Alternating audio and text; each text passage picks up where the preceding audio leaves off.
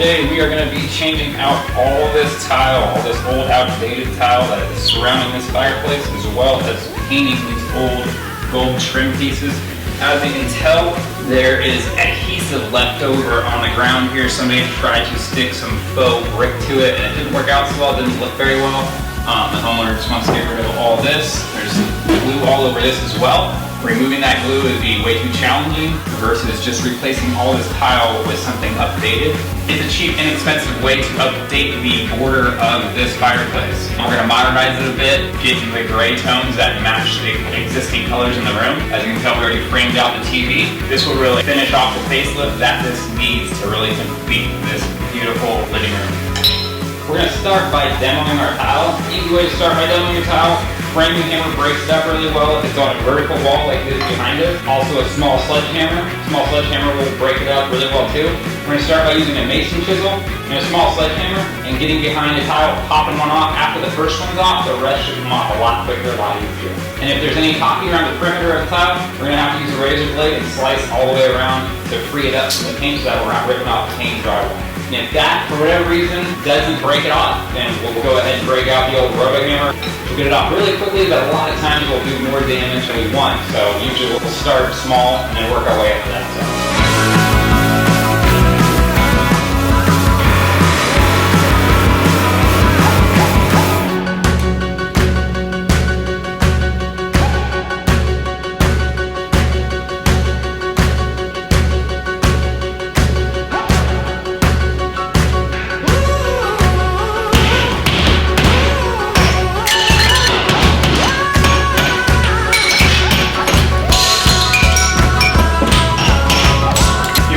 Off that easy. Just gotta keep getting the chisel behind each one and popping them off as you go.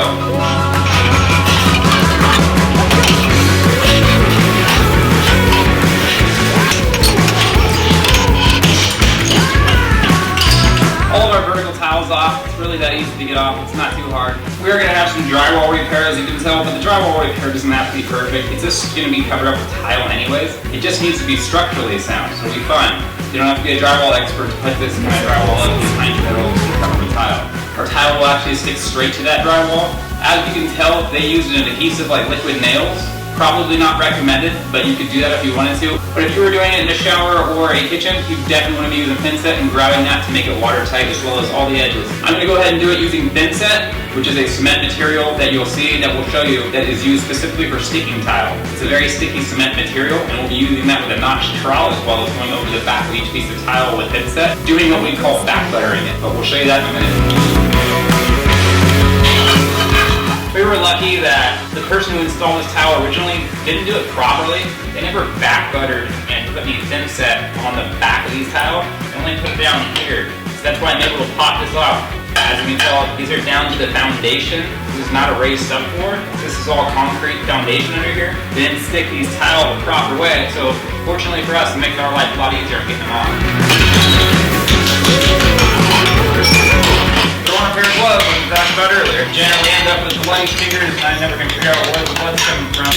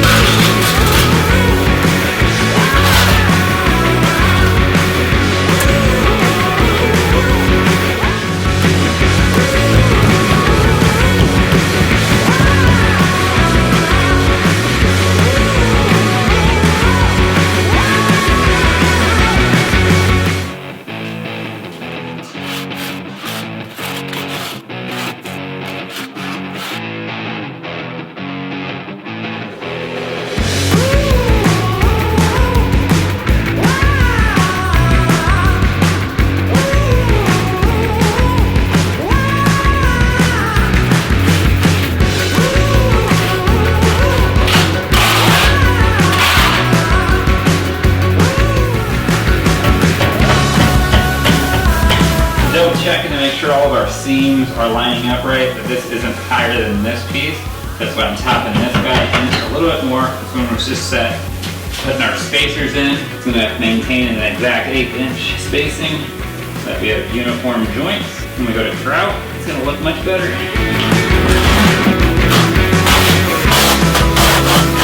Taking your notch trowel, making sure to notch this all the way to the ground. You can hear it scraping on the concrete. That means you're all the way down. And as always, we'll back butter each piece of tile.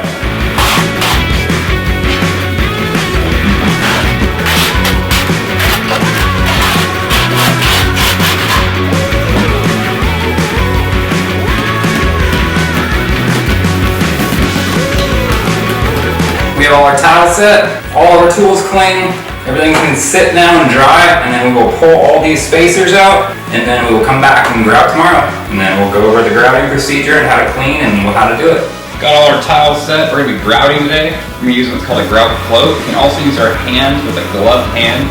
Push it in all those grout joints. We want to push it in deep, and it's got to be completely full to the top. Then you're going to come back with a wet sponge, wrung out really well, and you're going to clean the tile off and try to get those joints really level. Grout float works really good when you're doing a lot of grouting with a lot of joints. The consistency of your grout, you're going to want it thicker than a pancake batter, but it shouldn't be too thick where you have to force it into the joints and it's falling apart as it's going into the joints. If it's too wet though, it's not going to set up in the joint well, and then you're going to have an issue too because it's going to be running anything out of the joint. Consistency on your grout is something you're going to have to figure out on your own, but again, not too wet, not too thick. The key to a good grout job is your cleaning. When you're cleaning with that sponge, you want that sponge wrung out really well. If you needed to pull more grout out, as though you're doing a lot of grouting, and it's taking you too long to get back to where you started when you're cleaning, you might need a little bit more water in your sponge to pull more grout out of the joint. But you're trying to make your joints flat and expose the edge of the tile to just enough to be able to see the edge of the tile, but have a flat grout joint.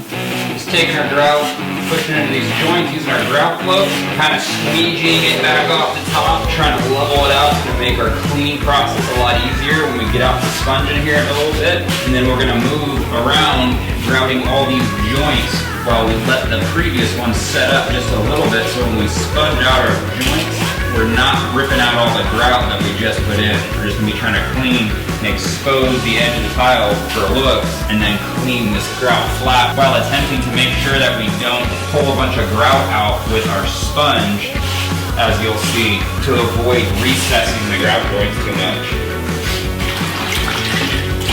Now we're at the point of cleaning our grout joints. This is arguably the most important part because you're going to be putting your final finish on it and exposing these grout joints while cleaning the tile and getting excess grout off of your tile. I'm going to keep dipping it back in the water, cleaning off the sponge, bringing out as much water as I can because my grout is still fairly wet, but I want to get to cleaning it. As you can see, it's a good sponge, it's not all falling apart, it's not super old. Brand new sponges though, straight out of the box, they kind of don't absorb a whole lot of water. I'll throw them in a bucket of water ahead of time. And once we get the tile exposed how we want and our grout cleaned up pretty good, we're going to be just cleaning the tile itself and trying to stay off the grout joint. And then once we're all done and we've cleaned it all, we're going to come back one last time. We're going to change out the water in our bucket for this sponge that it sits in. It'll be all dirty from all the grout we got off the tile. And we're going to come back and hit it again with clean water, clean sponge, and then there might be a final haze left on it later in the day. That's fine. Just take a dry rag or towel and clean off that haze that's left there from the grout. And then we'll have a tile that we did ourselves. Looks good. And some more work that we can be proud of that we did ourselves.